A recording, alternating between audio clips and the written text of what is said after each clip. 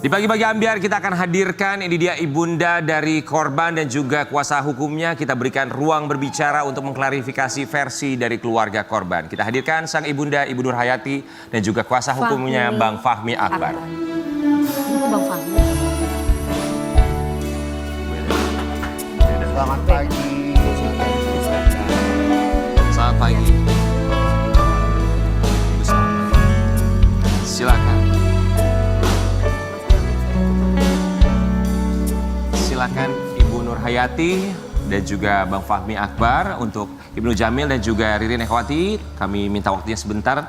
Kita di sini buat tentu saja kepada Ibu Nur Hayati dan juga keluarga.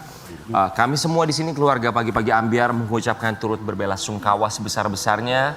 Semoga ibu dan keluarga diberikan ketabahan, kesabaran dalam masa-masa sulit seperti ini. Amin. Dan insya Allah syamil husnul khotimah. Amin. Amin, amin ya robbal alamin. Baik, untuk Bang Fahmi Akbar dan juga Ibu boleh silakan duduk. Kita tahu bahwa ini kejadian begitu menyita perhatian kita semua ya. Terjadi di daerah Pasar Minggu, Jakarta Selatan beberapa waktu yang lalu. Saat itu Syamil bersama dengan temannya mengendarai sepeda motor, kemudian menjadi korban kecelakaan di lampu merah saat itu ya. Kalau kronologisnya sendiri seperti apa sih kalau yang Ibu ketahui, Bu?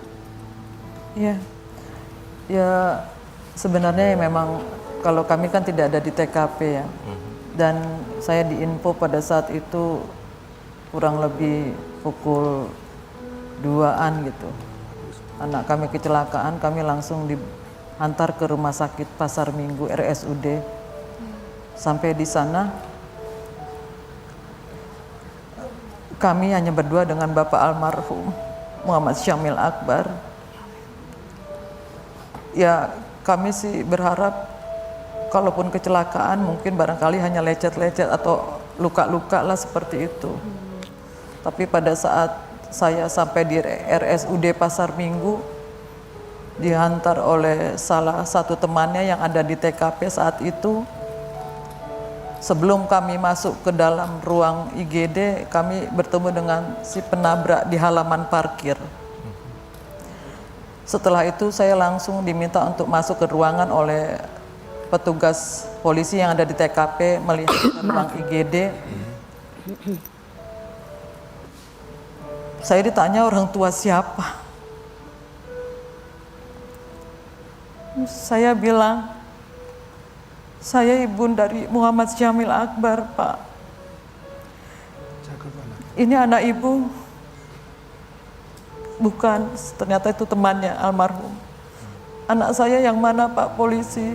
Itu di sebelahnya. Saya pikir di sebelahnya tidak ada pasien. Hanya ada kain hijau menutupi Kepalanya. seluruh tubuh. Saya tidak kepikiran kalau itu anak saya, Mbak Dewi. Ini Muhammad Syamil Akbar. Setelah saya buka, itu memang anak saya, Mbak Dewi. Sudah ditutupi oleh kain hijau dari ujung kaki sampai ujung kepalanya. Saya hanya berharap pada saat itu anak saya pingsan, Mbak Dewi. Ternyata Pak polisi menyatakan anak ibu sudah meninggal di tempat pada saat kejadian. Dan langsung saya dihampiri oleh dokter yang memberikan keterangan yang sama. Anak saya sudah tidak ada pada saat itu sampai di rumah sakit. Meninggal pada pukul 2.20, seperti itu. Ketika Ibu bertemu dengan pelaku di halaman parkir, ada kalimat yang disampaikan oleh pelaku? Tidak ada. Baik. Karena memang cukup singkat saat itu, kami hanya jumpa menatap wajahnya saja. Baik, Bang Fahmi Akbar, keterangan saksi sebenarnya apa yang terjadi saat itu? Maksudnya keterangan saksi bagaimana? Keterangan saksi yang berada di TKP di Pasar Minggu Jakarta Selatan, di tempat kejadian perkara. Ada beberapa saksi yang memang didengar oleh dari pihak keluarga korban sendiri yang mengatakan bahwa pengendara Mercy ini sempat kabur, dan itu dikonfirmasi oleh CCTV yang beredar maupun yang ketika kami waktu hari gelar perkara hari itu kemarin itu gelar perkara kami. Oh, jadi kasusnya ini masih belum kelar ya Mas? Ya, dikonfirmasi dengan mobil itu melaju melesat ke arah Tanjung Barat, kalau nggak salah itu jalan TB Simatupang. Baik. Jadi pelaku sempat mau kabur. Sempat makar. Diduga ya? Diduga ya. Ini dugaan sementara ya? Dugaan sementara berdasarkan saksi-saksi fakta di lapangan yang mengatakan hal tersebut. Dan Baik. juga ada bukti Dan CCTV. bukti CCTV-nya itu sangat terlihat jelas gitu. Apakah bukti CCTV itu juga sudah dikeluarkan? Sudah Secara itu umum ya? secara umum keluar dan itu dikonfirmasi oleh CCTV yang beredar ketika kami gelar perkara khusus di Kapolres Jakarta Baik, Selatan. Bang Fahmi Akbar, itu kan dugaan bahwa mobil melesat selepas menabrak. Betul ya? Tapi kejadiannya, apakah betul atau tidak bahwa almarhum dan temannya dikabarkan menerobos lampu merah? Nah itu saya pikir perlu dibuktikan secara scientific investigasi ya. Jadi tidak berdasarkan asumsi. Jadi memang harus perlu bukti yang secara ilmiah gitu. Kan ada bukti CCTV setelah Ya, infonya kata. karena memang waktu digelar perkara itu ada kalibrasi dan kami tetap mempertanyakan itu secara keilmuan atau secara keilmian. Itu bagaimana? Saya memang tidak ahli di situ, tapi kita butuh ahli-ahli untuk berpendapat soal benar sahnya atau tidak bukti tersebut. Jadi dibutuhkan kalibrasi untuk lampu merah, momen lampu merah dan hijaunya itu mana yang menyala dan mati, seperti itu? Ya karena di Polres sendiri itu mengkalibrasi, artinya dipotong video itu sehingga tidak utuh atau tidak tidak holistik, komprehensif lah ya. Itu Baik. menurut ahli juga? Atau masih Enggak, dari dugaan pihak saja kepolisian, dari dari pihak kepolisian. Baik, kita juga mau kasih lihat untuk Sobat Ambiar di rumah, ini juga ada kabar bahwa keluarga dari pelaku yang mengaku sudah bertanggung jawab. Nanti Ibu boleh klarifikasi juga, kita mau lihat dulu yang satu ini. Putra dari selebriti senior Ira Riswana ya, kita saksikan bersama-sama. Tapi tanggapannya dari Ibu dan juga Bang Fahmi seperti apa? Kalau tadi diduga ada bahwa pelaku melesat, mau didugaan melarikan diri, tapi ada pengakuan juga bahwa dialah yang mengantar ke rumah sakit. Ya, saya pikir. Atau mungkin dia mau parkir dulu Mas karena situasi sudah ramai. Oh, kalau menurut saya enggak ya, karena terlihat dalam CCTV itu mobil melesat. Kalau misalnya dia ada niat baik, mungkin dia sempat berhenti atau mengerem, meminggirkan. Nah ini sempat melesat dan itu terkonfirmasi CCTV yang digelar perkara kemarin oleh Kapolres. Melesat mengamankan diri atau melesat kabur ini? Nah makanya itu juga perlu diperjelas oleh pihak kepolisian, saya pikir agar tidak terjadi simpang siur. Tapi menurut fakta di saksi-saksi di lapangan memang dikatakan bahwa pelaku ini sempat kabur. Baik. Hingga dikejar oleh para driver ojek online. Itu sempat dikejar oleh driver ojek online sampai akhirnya berhenti. Betul. Tapi bahwa ada fakta juga bahwa dia juga mengantarkan ke rumah sakit, itu seperti apa? Nah itu menurut saya juga kita harus lihat dalam konteks seperti apa ya. Itu tidak berdiri sendiri ketika dia mengatakan demikian ya. Karena memang proses itu memang ada kejar-mengejar dengan driver online. Oke. Baik, Bu, tapi kalau misalnya komunikasi dengan keluarga pelaku seperti apa? Bagus tidak Bu? Sampai detik ini tidak ada itikat baik dari keluarga pelaku untuk memohon maaf kepada kami ataupun menyatakan berbela sungkawanya. Tidak ada permintaan maaf?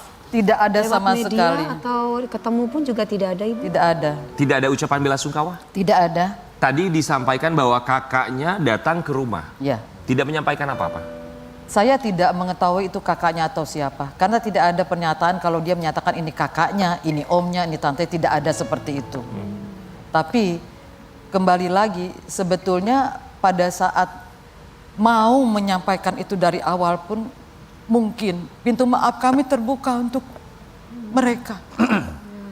Mohon maaf Ibu, artinya Mbak Ira di sini sendiri sebagai ibu yang tadi diwawancarai tidak datang untuk bersalaman, silaturahmi, meminta maaf, tidak datang. Dan anaknya yang dikatakan paling tua pun juga tidak memperkenalkan diri bahwa saya kakaknya, di sini kami dari bagian keluarga. Ya. mewakili keluarga untuk berbelasungkawa dan meminta berbelasungkawa maaf dan gitu, ada Ibu. di sana. Tidak ada itu. sedikit pun menyampaikan salam atau menyalami kami. Atau paling tidak hanya bertelepon lah. Menyatakan belasungkawanya terhadap kami. Yang amat sama berduka sekali sampai detik ini, Bang Nazar. Saya belum hilang duka saya sampai detik ini. Pasti. Belum hilang. Baik. Ini di hari ke-62 kepergian Ananda Muhammad Syamil Akbar. Iya. 2 bulan ya.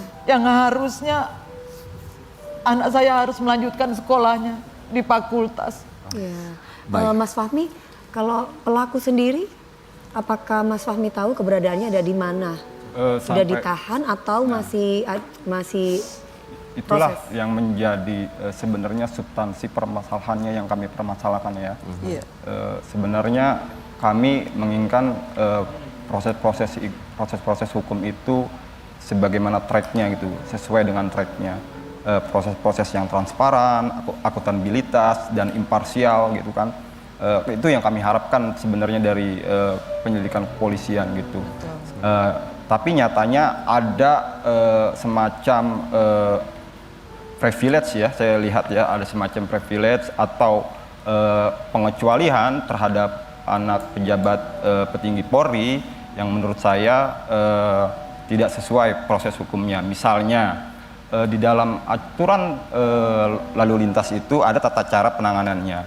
Misalnya pelaku yang diduga di pelaku ini dites secara urin, nah itu kan nggak dilakukan, maupun psikologi. Apakah kita tahu dia dalam pengaruh zat-zat apa? Kan itu juga harus dibuka terhadap publik agar publik ini melihat atau bisa tahu kondisi. sehingga terjadi seperti itu. Ya, makanya saya coba studi komparatif ya. Misalnya publik tentu masih ingat tentang kejadian di Tugu Tani Selatan itu ya, Ya. Tugu Tani. Ya. Ketika itu pengemudi Avanza itu menabrak beberapa orang di situ, membuat dia ditahan dan itu dilakukan oleh kepolisian untuk tes urin dan tes Oke. psikologi. Jadi sampai dengan sekarang pelaku belum ditahan? Sama Tidak, sekali tidak, tidak. Oke. Tapi Dan prosesnya masih berjalan. Proses masih berjalan. oke. Tapi Bang Fahmi Akbar bisa memastikan bahwa memang tidak dites urin bahwa pelaku saat itu. Kami mengkonfirmasi kepada Kasat pada saat itu bahwa saya tidak tahu, saya baru menjabat di saat itu. Saya pikir ini jawaban yang tidak tepat ya, seperti itu sih. Karena bagaimanapun itu pemimpin penyidikan dan itu dia bertanggung jawab maupun baru ataupun sudah lama baru Mas menjabat. Fahmi, kalau bicara tentang tanggung jawab seperti apa yang diinginkan dari pihak keluarga dan diwakili dari penasehat hukumnya? Kalau tanggung jawab saya pikir di pasal 235 itu memang sudah secara tertulis gitu ya, bahwa korban ketika mengalami kecelakaan itu wajib mendapatkan dana pengobatan, dana pemakaman, itu sudah Ya tertuang itu sangat dites jelas. apa namanya biasa Mas kalau kayak dites gitu? Bagaimana? Kan misalkan orang habis kecelakaan itu dites. Oh, itu di Perkap nomor 15 tahun 2013. Jadi itu memang diatur mekanisme tata cara bagaimana korban-korban kecelakaan yang baik yang korban luka maupun korban yang meninggal. Oke, itu pelaku yang tidak diketahui apakah dia ini ya dalam keadaan Nah, situasi itu yang seperti apa. sebenarnya. Sekarang saya mau tanya korban sendiri, Mas. Apakah Bersama dengan temannya? Bersama temannya, apakah sudah dites? Kan itu kan beritanya bahwa menabrak atau menerobos lampu merah. Baik, itu saya pikir pemberitaan yang destruktif, mencoba destruktif. Karena kenapa? Karena korban ini saat itu adalah sebagai dibonceng. Jadi dia mau dalam keadaan apapun, saya pikir tidak ada hubungannya dan tidak ada konteksnya, ya kan? Dia Jadi, tidak mengendarai kendaraan. ya karena dia mengendarai, dia berada di posisi yang penumpang, ya. dibonceng. Penumpang. Baik, dan dari kasus ini, dari kecelakaan ini yang kita dengar juga ada satu kabar bahwa dari keluarga korban ada yang diinginkan dari keluarga pelaku. Kita mau kasih lihat artikel, Ibu nanti boleh silakan tanggapi dan juga klarifikasi. Keluarga korban kecelakaan anak petinggi Polri disebut minta ganti rugi seharga Mercedes-Benz yang dikendarai pelaku. Tanggapan Ibu Nur Hayati? Ya, sebenarnya dari awal kami keluarga korban hanya berharap yang simpel saja. Mendatangi kami memohon maafkan atas kejadian ini dan berbelasungkawa. Tetapi sudah sekian hari, sekian minggu tidak ada itikat baik itu. Iya. Dan sampai kami yang mendatangi Polres untuk menanyakan bagaimana proses ini. 3 kali kami mendatangi Polres. Dan jawabannya hanya sebentar Bu, sabar Bu, nanti menunggu Ibu. Mau ketemu dengan Ibu, mau minta maaf. Sampai hari ke-11 kami jumpalah dengan salah seorang lawyer. Yang menyatakan ya intinya untuk mediasi lah di sana. Untuk mediasi di sana setelah itu saya tidak meminta.